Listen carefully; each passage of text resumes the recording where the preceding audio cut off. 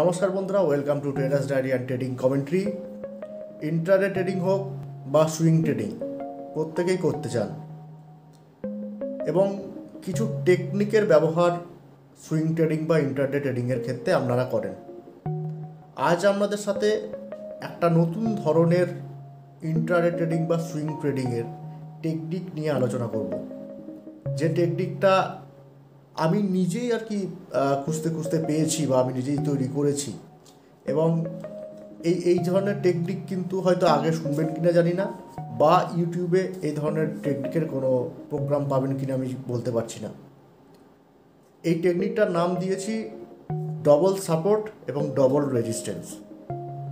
Long টার্মে একটু সাপোর্টটাকে টানবো এবং লং টার্মে রেজিস্ট্যান্স দেখবো কোথায়, এবং সেটা কীভাবে ট্রেন্ড লাইন টেনে, যেটা যেটা সাধারণত ধরুন ক্লাসিক্যাল সেটা সাপোর্ট ট্রেন্ড লাইন বলা হয়, ট্রেন্ড লাইন টেনে সাপোর্ট, এবং তার সাথে সাথে এক্সপোনেনশিয়াল মুভিং এভারেজ, যেটা সেই এক্সপোনেনশিয়াল মুভিং এভারেজকে ব্যবহার করে।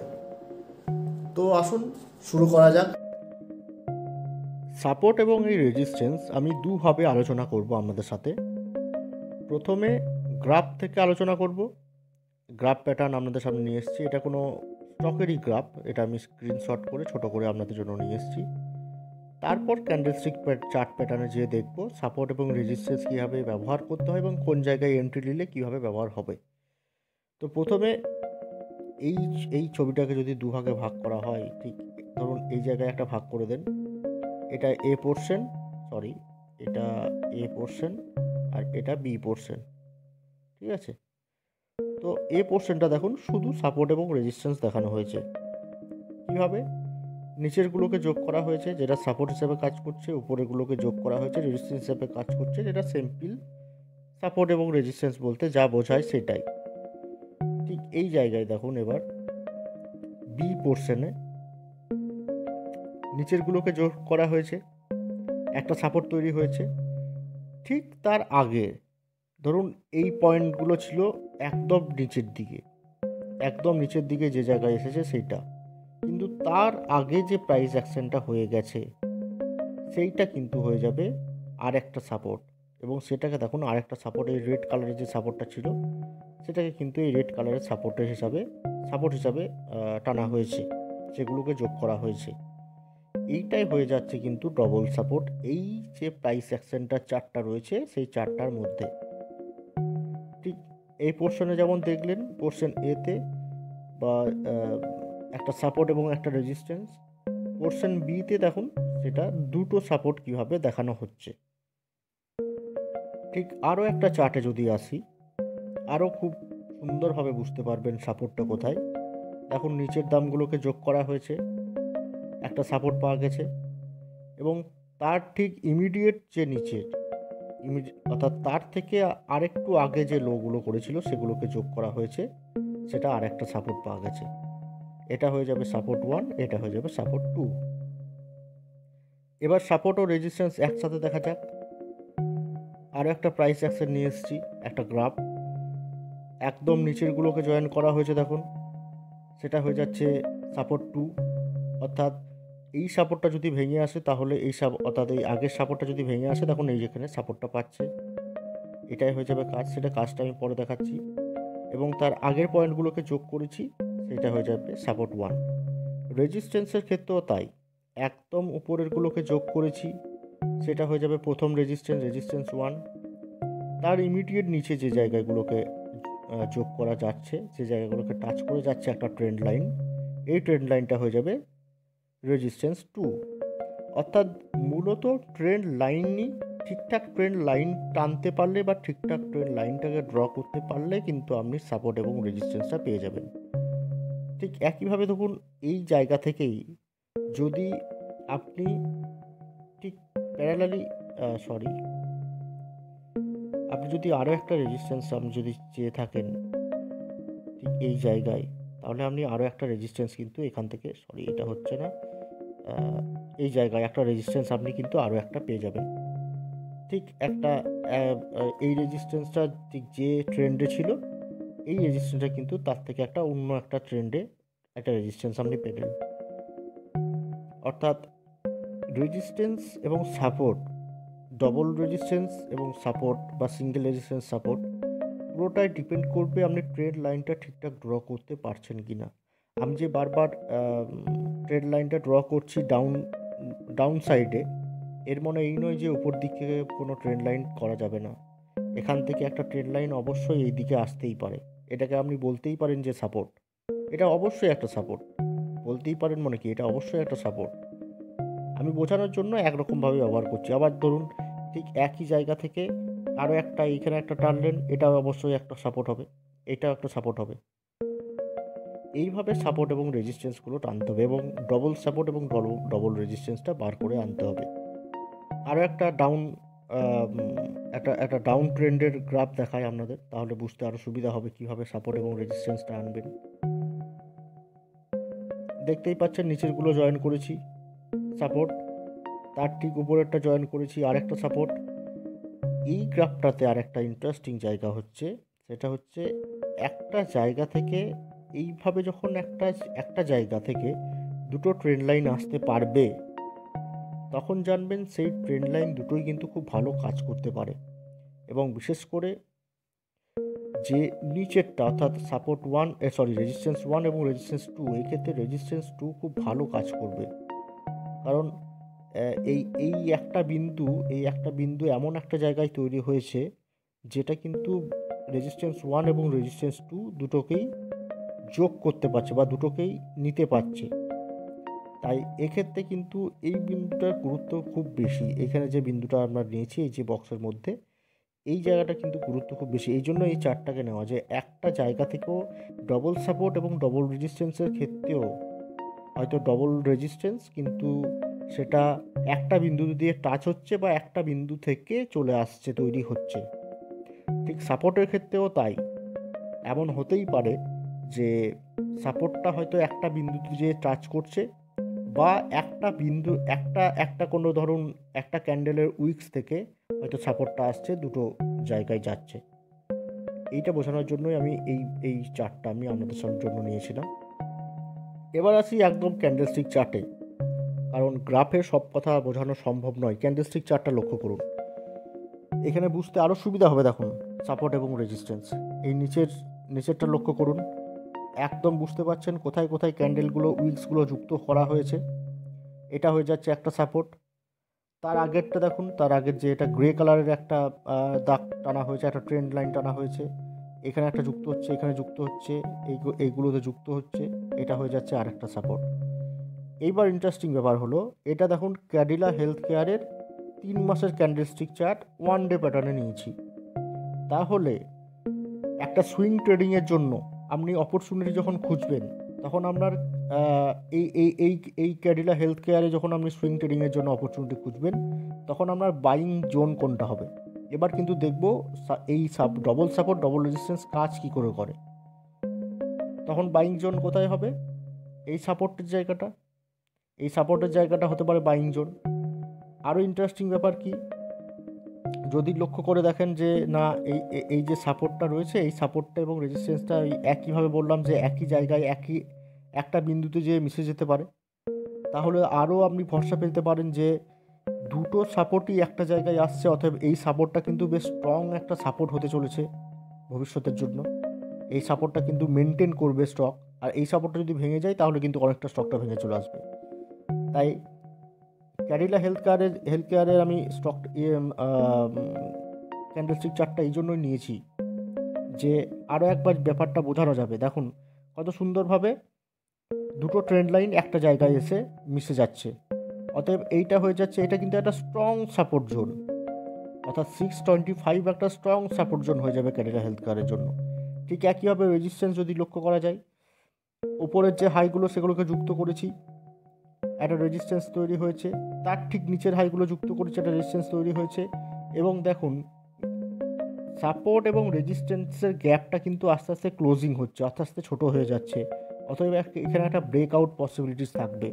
ডবল সাপোর্ট ডবল রেজিস্ট্যান্স এইভাবেই কাজ করে, ডবল সাপোর্ট এবং ডবল রেজিস্ট্যান্স এইভাবেই কাজ করে। এতক্ষণ যখন গ্রাফে বোঝাচ্ছিলাম তখন যতটা বুঝতে সুবিধা হচ্ছিল, এখানে যখন বুঝতে আরও সুবিধা হবে যে কীভাবে কাজ করে। আরও একবার ভালো করে দেখাই, এই যে একটা সাপোর্ট, এই যে একটা সাপোর্ট রয়েছে, এই সাপোর্টটা দুটো সাপোর্ট যে এক জায়গায় টাচ করছে, রেজিস্ট্যান্স রয়েছে দুটো পরপর, রেজিস্ট্যান্স রয়েছে 1 2, এবং দেখুন এই সাপোর্ট এবং এই রেজিস্ট্যান্সটা একটা জায়গায় যেয়ে মিট করে যাবে, একটা জায়গায় যেয়ে কিন্তু মিট করে যাবে। অর্থাৎ এই গ্যাপটা, এই সাপোর্ট এবং রেজিস্ট্যান্সের এই গ্যাপটা যত কমে আসবে তত ব্রেকআউট পসিবিলিটিসটা বেড়ে যাবে। ব্রেকআউট হলে কোন জায়গায় রেজিস্ট্যান্স হতে পারে? ফার্স্ট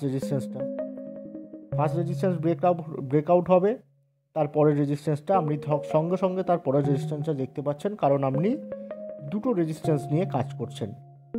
এইখানেই দুটো রেজিস্ট্যান্স এবং দুটো সাপোর্টের গুরুত্বটা বেড়ে যায়। 3টে চার্ট দেখাবো, একটা ডে ক্যান্ডেলস্টিক চার্ট দেখালাম, একটা মিনিটের ক্যান্ডেলস্টিক চার্ট দেখাবো, একটা 5 মিনিটস ক্যান্ডেলস্টিক চার্ট দেখাবো, একটা 1 মিনিটস ক্যান্ডেলস্টিক চার্ট দেখাবো, এবং একটা ইয়ারলি ক্যান্ডেলস্টিক চার্ট দেখাবো। চলুন পরের ক্যান্ডেলস্টিক চার্টে চলুন। ঠিক ক্যাডিলা হেলথ কেয়ারেরই আর একটা ক্যান্ডেলস্টিক চার্ট, সেটা হচ্ছে এবার নিয়েছি 1 মিনিট ক্যান্ডেলস্টিক চার্ট ইন্টারডে করার জন্য। ট্রেন্ডটা লক্ষ্য করুন। প্রথম এটা 1 নম্বর সাপোর্ট, দ্বিতীয় সাপোর্ট টাচ করেছে, দ্বিতীয় সাপোর্ট, তার উপরের সাপোর্টটা যেটা 1 নম্বর সাপোর্ট সেটাও দেখুন খুব সুন্দর টাচ করে গেছে। তাই বুঝতে কোনো অসুবিধা নেই 1 নম্বর সাপোর্ট এবং 2 নম্বর সাপোর্ট কোনটা কি। এবার আপনার বাইং পজিশন কোথায় হবে? আপনি তো আর যখন ট্রেড করছেন, আপনি হয়তো এত দূর অবধি ক্যান্ডেলটা আসেইনি, আপনি হয়তো ট্রেডটা এই জায়গায় যখন নিচ্ছেন আপনি তো বুঝতে পারছেন না যে এই জায়গায় আসবে কি আসবে না। তাহলে আপনি যদি এই জায়গায় এন্ট্রি নেন ইন্টারডের জন্য, ঠিক এই ক্যান্ডেলটাতে এটা আপনার এন্ট্রি পয়েন্ট হলো, তাহলে আপনাকে ঠিক উপর দিক থেকেও তাই আপনি একটা রেজিস্ট্যান্স তৈরি করে রেখেছেন। আপনি এই জায়গায় বা এই জায়গায় যেখানেই এন্ট্রি নেন সেখানেই আপনার কিন্তু এইটাই হয়ে যাবে, এই যে আপনার ট্রেন্ড লাইনটা আপনি তৈরি করে নেবেন। ঠিক আপনার এন্ট্রি পয়েন্ট যদি এই জায়গায় হয়, কিন্তু তার আগেই আপনি নিশ্চয়ই দুটো রেজিস্ট্যান্স এবং দুটো সাপোর্ট ড্র করে নেবেন। তার আগেই কিন্তু দুটো সাপোর্ট এবং দুটো রেজিস্ট্যান্স ড্র করে নিতে হবে না। ঠিক সময়ে ড্র করতে না পারলেও কিন্তু এটা কাজ করবে না। ইন্টারডের ক্ষেত্রে যখনই আপনি দেখলেন যে এখানে একটা তৈরি হচ্ছে, এখানে একটা তৈরি হচ্ছে, অতএব আপনি একটা রেজিস্ট্যান্স আপনি তৈরি করে রেখে, একটা সাপোর্ট আপনি তৈরি করে রেখে দিলেন, অতএব আপনার সাপোর্ট 1 তৈরি হয়ে গেল। ঠিক কিছুক্ষণ পরই দেখলেন এখানে একটা নেমে এসছে, তারপরে ঠিক এখানে একটা নেমে এসছে, তখন আপনি সাপোর্ট 2ও কিন্তু তৈরি করে নিলেন, এবং দেখা গেল এইটা যখন নেমে আসছে এটা কিন্তু একদম এক্স্যাক্টলি সাপোর্ট 2কে মেনটেন করছে। অর্থাৎ এই ক্যান্ডেলটা লক্ষ্য করবেন, যে জায়গায় দাগটা দিচ্ছি, এই ক্যান্ডেলটা যখন নেমে আসছে সাপোর্ট 2কে কিন্তু খুব ভালোভাবে মেনটেন করে গেল। তাহলে হিসাব কি বলে যে সাপোর্টে কেনা এবং রেজিস্ট্যান্সে বিক্রি করা, ইন্টারডের এটাই নিয়ম। এবার আপনি এই জায়গায় নেমে এসছে, এরপর আপনি কোথায় এন্ট্রি নেবেন? আপনি কি এই জায়গায় কোথাও এন্ট্রি নিতে যাবেন? নিতে পারেন, কারণ এখানে নিলে তাহলে আপনাকে এই যে রেজিস্ট্যান্স এটাকে বিক্রি করতে হবে, বা এইটা আপনি ওয়েট করেছেন, এই রেজিস্ট্যান্সটা পেয়ে গেছেন, আপনি যখন এখানে সাপোর্টও পেয়ে গেলেন এবং রেজিস্ট্যান্সও পেয়ে গেলেন, তখন আপনার কাছে কিন্তু ট্রেনটা আরও সহজ হয়ে গেল। তখন আপনাকে ওয়েট করতে হবে আবার কখন নেমে এসে সাপোর্টে আসছে এবং এই সাপোর্টটাকে মেনটেন করতে পারছে কি না। এই সাপোর্টটাকে যদি মেনটেন না করে, এই সাপোর্টটাকে যদি সেই মুহূর্তে মেনটেন না করে ভেঙে চলে আসে নিচের দিকে সেকেন্ড সাপোর্টের দিকে, তাহলে কিন্তু নেওয়া যাবে না, বাইং করা যাবে না, তাহলে সেলিং করতে হবে।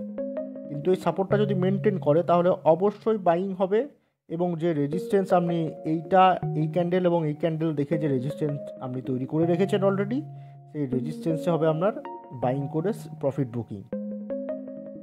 বোঝা গেল কীভাবে ডবল সাপোর্ট এবং ডবল রেজিস্ট্যান্স কাজ করছে। এবার একটা 1 ইয়ার ক্যান্ডেল দেখব, বার্জার পেন্টের 1 ইয়ার ক্যান্ডেল। দেখুন কিভাবে সাপোর্টটা তৈরি করেছি অনেকটা নিচে, এবং লং সাপোর্ট, অনেক দিনের সাপোর্ট, কারণ 1 ইয়ারের ক্যান্ডেলটা দেখছি এবং ডে ক্যান্ডেলস্টিক চার্টে এখানে দেখুন 1 ইয়ার করা আছে। আরও একটা সাপোর্ট কিভাবে নিয়েছি, একদম যেন স্টকটার মাঝ বরাবর চলে গেছি, সেটা চলে গেলেও অসুবিধা কিছু নেই, কারণ সাপোর্টটা আপনার হওয়া নিয়ে দরকার, মানে ঠিকঠাক হওয়া নিয়ে দরকার। আপনি কোনো ক্যান্ডেলকে কেটে বেরিয়ে যাচ্ছেন কি না সেটা ইম্পর্ট্যান্ট বিষয় নয়। তাহলে সাপোর্ট কোথায় হচ্ছে? এখানে এটা অ্যাকচুয়ালি তখন রেজিস্ট্যান্স ছিল, পরবর্তী ক্ষেত্রে সাপোর্ট হিসেবে কাজ করছে। কীভাবে কাজ করছে না, এইটা পরবর্তী ক্ষেত্রে এই জায়গায় ছিল রেজিস্ট্যান্স, এই জায়গায় হওয়ার পর চলে এসছে সাপোর্ট, একটাই ট্রেন্ড লাইন। আবার ভালোভাবে লক্ষ্য করুন, এই জায়গায় ছিল রেজিস্ট্যান্স, এই জায়গায় ওই ট্রেন লাইনটাই কিন্তু পরবর্তী ক্ষেত্রে হয়ে গেছে সাপোর্ট। অতএব এটা কিন্তু একটা স্ট্রং সাপোর্ট বলা যাবে। রেজিস্ট্যান্স কোনটা? ঠিক এইটা ছিল, এইটার এই জায়গাটার নিচে এটা সাপোর্ট ছিল, এটা সাপোর্ট ছিল, এই জায়গাটার সাপোর্ট ছিল না, ছিল না, এই সাপোর্টটা ব্রেক করে এখানে এসছে, এই সাপোর্টটাকে তো ব্রেক করে গেছে এখানে, এই সাপোর্টটাই হয়ে যাচ্ছে পরবর্তী ক্ষেত্রে এটা রেজিস্ট্যান্স। বোঝা গেল? আবার একবার বুঝুন ভালোভাবে। এইটা ছিল রেজিস্ট্যান্স, এইটা এই পাশ, এই ট্রেন লাইনটা ধরুন আপনার টানাই আছে, অলরেডি আপনি টেনে ফেলেছেন এবং পরপর আপনি প্রতিদিন ফলো আপ করছেন যেই সে এই ট্রেন লাইনটাকে মেনটেন করছে কিনা, এবং দেখছেন হ্যাঁ এই ট্রেন লাইনটাকে খুব সুন্দরভাবে মেনটেন করছে, যেটা আগে রেজিস্ট্যান্স ছিল সেটা এখন সাপোর্ট হয়ে যাচ্ছে। ঠিক একইভাবে আরও একটা ট্রেন লাইন রয়েছে যেটা আগে সাপোর্ট হিসাবে কাজ করছিল, এটা এই জায়গায় সাপোর্ট হিসাবে কাজ করছিল, তখনই আপনি ট্রেন লাইনটা টেনে রেখেছেন, তখনই আমার ট্রেন লাইন কিন্তু তৈরি হয়ে গেছে। পরবর্তী ক্ষেত্রে দেখলেন এই ট্রেন লাইনটাই রেজিস্ট্যান্স হিসেবে কাজ করছে এই জায়গায় এসে, 1 মাস পর দেখা যাচ্ছে, 2 মাস পর দেখা যাচ্ছে এইটাই কিন্তু আবার রেজিস্ট্যান্স হিসেবে কাজ করছে। আবার ঠিক একদম উপরের রেজিস্ট্যান্স কোনটা? একদম উপরে ক্যান্ডেলগুলো যোগ করেছেন এবং আরও একবার দুটো রেজিস্ট্যান্স একই জায়গায় যেয়ে মিট করছে, অতএব এই জায়গাটা হয়ে যাচ্ছে স্ট্রং রেজিস্ট্যান্স। এই যে একটা জায়গা তৈরি করছে, এই স্টকটা এই যে জায়গা একটা তৈরি করছে, এটা হয়ে যাচ্ছে একটা স্ট্রং রেজিস্ট্যান্সের জায়গা। ডবল সাপোর্ট এবং ডবল রেজিস্ট্যান্সের সাথে আমি আর একটা বিষয় আলোচনা করব বলেছি, সেটা হচ্ছে যে মুভিং অ্যাভারেজ কীভাবে ব্যবহার করে। খুব অল্প সময়ের মধ্যে কথাটা বলবো, কারণ অনেকটা বড় অলরেডি হয়ে গেছে ভিডিওটা। দেখুন, এটা হচ্ছে একটা 50-ডে মুভিং অ্যাভারেজ, একটা 30-ডে মুভিং অ্যাভারেজ। কীভাবে সাপোর্টটা নিচ্ছে দেখুন, এক্স্যাক্টলি মুভিং অ্যাভারেজের ওপর ক্যান্ডেলটা তৈরি হচ্ছে। এই ক্যান্ডেলটা যদি মেনটেন করে মুভিং অ্যাভারেজকে, যে কোনো একটা মুভিং অ্যাভারেজ 50কে করুক বা 30কে করুক বা 100 করুক বা 200 করুক, যে কোনো একটা মুভিং অ্যাভারেজকে যদি মেনটেন করে, তাহলে সেক্ষেত্রে সেই জায়গায় একটা ট্রেডিং নেওয়া যায়। কেন নেওয়া যায়? যদিও একবার চেক করে নেবেন যে আপনি যদি ধরুন এই জায়গায় 50-ডে মুভিং অ্যাভারেজকে সাপোর্ট নিচ্ছে, তাহলে আপনাকে পেছিয়ে এসে দেখতে হবে যে আগে এই স্টকটা 50-ডে মুভিং অ্যাভারেজে সাপোর্ট নিয়েছে কিনা, তাহলে ট্রেড একটা নেওয়া যাবে। আবার দেখুন আরেকটা চার্টে, এটা ভারতী এয়ারটেলের চার্ট, এই মুহূর্তে যে জায়গায় রয়েছে 100, 50, 30, 200 চারটে মুভিং অ্যাভারেজের মধ্যে পুরো ক্যান্ডেলটা তৈরি করেছে। লাস্ট যে শেষ দিনে যে ক্যান্ডেলটা তৈরি করেছে সেটা 4টে মুভিং অ্যাভারেজকে নিয়ে তৈরি করেছে। এইটাকে আপনি কি বলবেন? এটা অ্যাকচুয়ালি এটা একটা এমনই পজিশন যে এখান থেকে কোন মুভিং অ্যাভারেজকে ক্রস ওভার হচ্ছে এটা কিন্তু লক্ষ্য রাখতে হবে। এই স্টকটাতে কিন্তু এক্ষুনি এন্ট্রি নেওয়া যাবে না, বাইং পজিশন তৈরি করা যাবে না। এই স্টকটার সাপোর্ট রেজিস্ট্যান্স অবশ্যই দেখবেন, সাপোর্ট রেজিস্ট্যান্স কোথায় হচ্ছে, কিন্তু এন্ট্রিটা আপনাকে দেখতে হবে মুভিং অ্যাভারেজটা কীভাবে মুভ করছে। মুভিং অ্যাভারেজটা 50 ডেটা 100 ডেকে ক্রস করছে কিনা বা 30 ডেটা 50 ডেকে ক্রস করছে কিনা সেটাও দেখতে হবে। তারপর মুভিং অ্যাভারেজটা এইভাবে কাজ করে। যদিও এইটা 4টে মুভিং অ্যাভারেজ যখন এক জায়গায় আসে, তখন জানবেন যে এই স্টকটা অনেক দিন ধরে এই রেঞ্জের মধ্যেই ট্রেড করছে এবং এটা একটা স্ট্রং সাপোর্টের মধ্যে আছে। অর্থাৎ সাপোর্ট জোনটা এই, হয়তো আমি আরও ভালোভাবে দেখতে পরবর্তী ক্ষেত্রে বললে ভালো হতো, কিন্তু দেখা যাবে হয়তো 520 থেকে 550 অবধি যে একটা সাপোর্ট জোন তৈরি হয়েছে, এই সাপোর্ট জোনের মধ্যে আছে। তাই 4টে মুভিং অ্যাভারেজই কিন্তু একটা জায়গায় চলে এসেছে, 4টে মুভিং অ্যাভারেজই কিন্তু খুব কাছাকাছি চলে এসেছে। আশা করি আলোচনাটা আপনাদের ভালো লাগলো এবং হেল্পফুল হবে। ধন্যবাদ।